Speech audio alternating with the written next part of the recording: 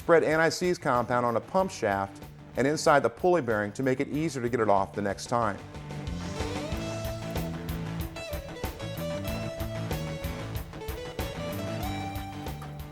This is our pulley installer. This is what we were talking about. You don't want to just tap the pulley on with a hammer. You want to make sure you use the right tool for it. Now if you look at this, the center shaft of the power steering pump is threaded. That's where the bolt's going to thread into the shaft of the pump. And then as we tighten the adapter, it's actually going to install the pulley onto the shaft.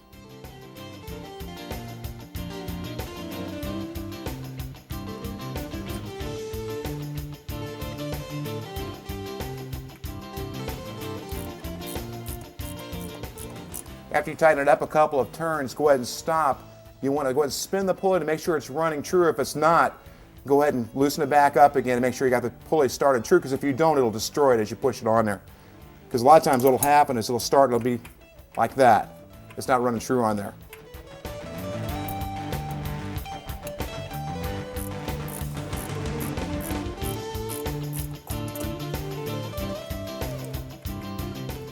Looks much better. Now we just go ahead and finish tightening it down.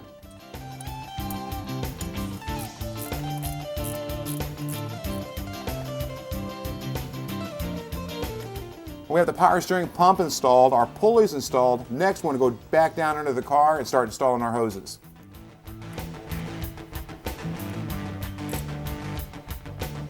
Remove the plugs that came with the new rack to install the lines.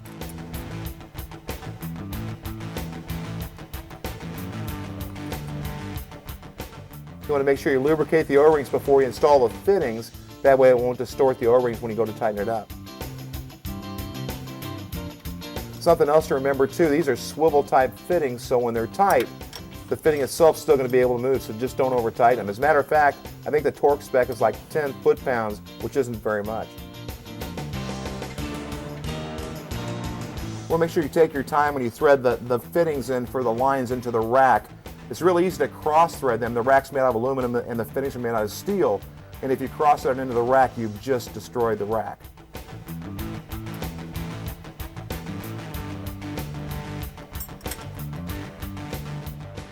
Now I can reconnect the first return line to the rack. The power steering return hose is going to come just in a length of hose, and you may have to cut it to length like I've done right here. Now it's ready to install into the cooler.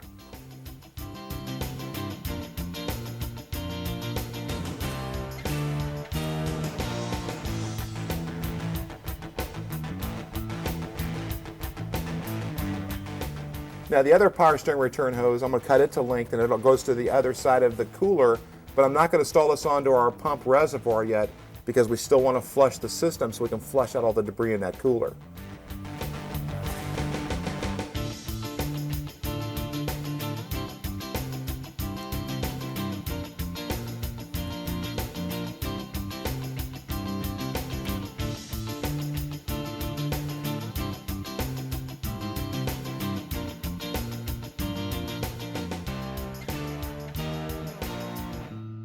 As with any job, to do it right, you'll need the right tools. The nice thing is that jobs today don't require a large, expensive assortment. Basic hand tools are generally all you'll need. In case where a specialty tool is required, be sure to check with AutoZone's Loan a Tool program. They have many specialty tools that can help you complete your job a lot quicker and easier. The first things you'll need are a socket set, torque wrench, drop light, tape measure, tie rod separator, and a repair manual for your specific vehicle. You may also need screwdrivers or pliers to remove some components. We will also need power steering fluid to replace what will be lost during the repair. Be cautious when working under the hood. If the engine has been running, components will be extremely hot, so be careful what you touch. When working around a running engine, it is important to be alert and never wear loose clothing or a necktie that can get tangled in belts, pulleys, or the fan.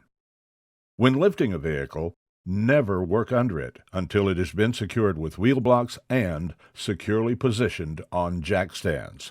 A hydraulic jack alone is never enough.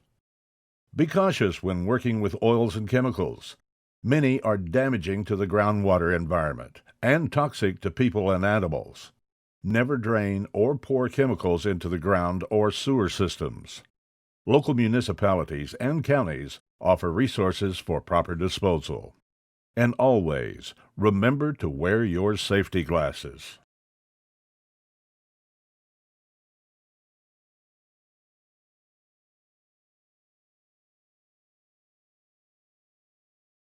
Get in the zone, AutoZone. Get the entire DVD for this repair and all other procedures covered in the complete car care series at your local AutoZone store.